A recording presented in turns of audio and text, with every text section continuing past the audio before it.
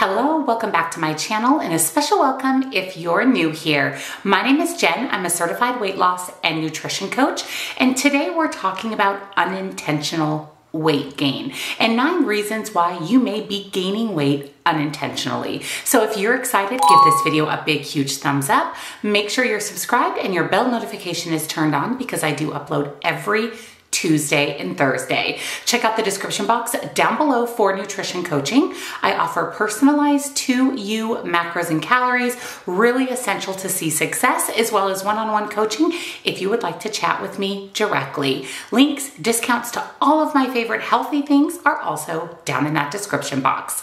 So let's jump into talking about 9 reasons you're unintentionally gaining weight.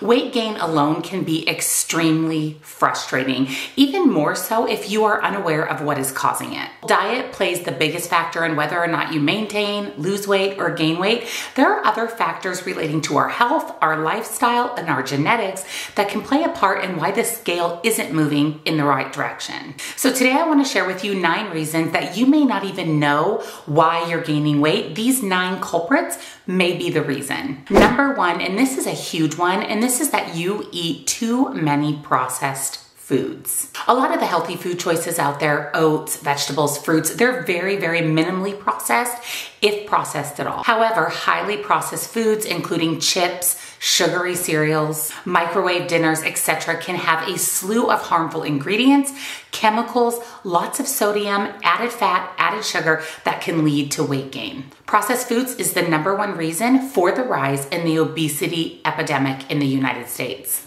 The big issue with processed foods, besides all of the things that are added to it, like chemicals and artificial flavors and colors and sweeteners, is the fact that highly processed foods have very little nutrients, vitamins, and minerals. So basically, they're empty calories. We really want to focus on eating a diet rich in whole foods, lots of fruits and vegetables, lean meats, healthy dairy. Consider cutting out or eating processed foods very, very minimally. I know for me, when I eliminated a lot of the processed foods out of my diet, my weight dropped automatically. It was crazy to me that just removing most of the processed foods, now I'm not going to say that I never eat processed foods because I do, but it's very, very minimal. It's definitely not on a daily basis. As soon as I took those out of my diet, my weight has dropped and I've been able to maintain that weight in a healthy manner. So just make sure you're focusing on real whole food and cutting down on processed foods. Number 2 is you eat too much sugar, whether that's intentionally or unintentionally.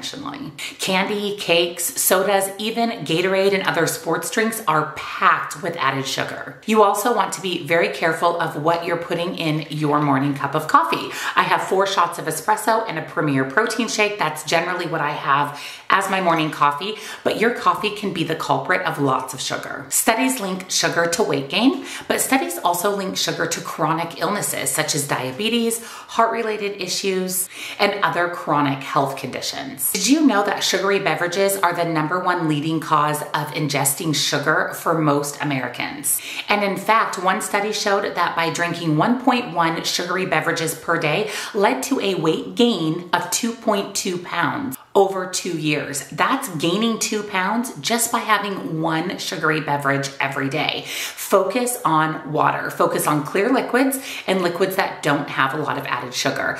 I have a water goal every day, and until I reach my water goal, I'm not allowed any other beverages. Now, I choose not to drink soda or pop or carbonated beverages, but I do love a good green tea or unsweetened iced tea or a flavored water, and I do not allow myself that as an option until I've consumed my water. I stay away from sugary beverages because, let's be honest, I'd rather eat my calories than drink them. Number 3 is you live a sedentary lifestyle. Now, this does not mean that you have to go work out at the gym for hours and hours every day, but if you are someone that leads a sedentary lifestyle, which means you get under 5,000 steps per day, that can be a trigger to weight gain. Not to mention that inactivity leads to a lot of common chronic chronic diseases. Working a desk job, watching a lot of TV, or driving can be a contributing factor to what's considered to be an overall sedentary life. Making a few simple changes can really have an impact on your weight loss. Sitting less and even adding in a little bit of exercise or movement of your body every day can make a substantial impact. Research also shows that lots of screen time can unintentionally lead to weight gain. Small adjustments like maybe taking a walk after dinner, or every time a commercial comes on TV, you get up and you walk around. Working out, walking on your lunch break, all of these things can make a big difference in whether or not you are considered sedentary. Also help you get your steps in, build lean muscle, make your body strong, build your endurance, and make you lose some weight. Number 4 is huge, and this is you are someone that engages in yo-yo dieting. You're on a diet, you're off a diet, you're on a diet, you're off a diet. This cycle alone can lead to unintentional weight gain. Notably, this pattern is linked to an increased weight gain over a long period of time. Restrictive eating, eliminating foods and food groups are also related to weight gain. When we tell ourselves that we can't have something, we want it even more. Think about when you were a teenager and your parents just were not a fan of that boyfriend that you had, and they tried to tell you couldn't see him anymore. Even just from that alone, you wanted that relationship even more. You wanted to see him and spend time with him even more. This is human nature. So instead of restricting or eliminating foods or food groups, eat everything in moderation and focus on a healthy whole food diet. Not to mention people who live a restricted lifestyle or are yo-yo dieters or even on a diet in general. Most of these people will gain all of their weight back and sometimes in excess over a 5-year period. To keep weight off long term, you should really focus on lifestyle changes, not being on a diet. And when I'm talking diets, I'm talking about anything that restricts calories, foods, or food groups. Weight Watchers, Jenny Craig, keto, all of these are considered diets.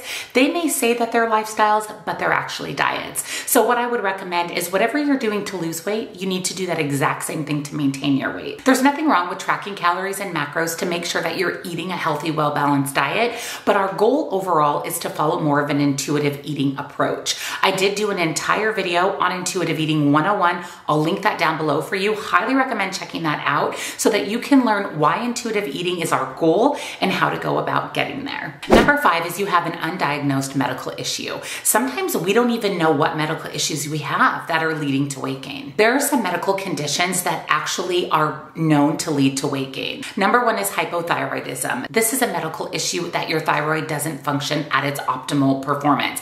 I have a thyroid issue. I take thyroid medication every single day to help correct that issue, and that can be the leading cause of why you're not seeing the scale move, no matter that you're doing everything right. Number 2 is depression. Did you know that depression is linked to weight gain and obesity?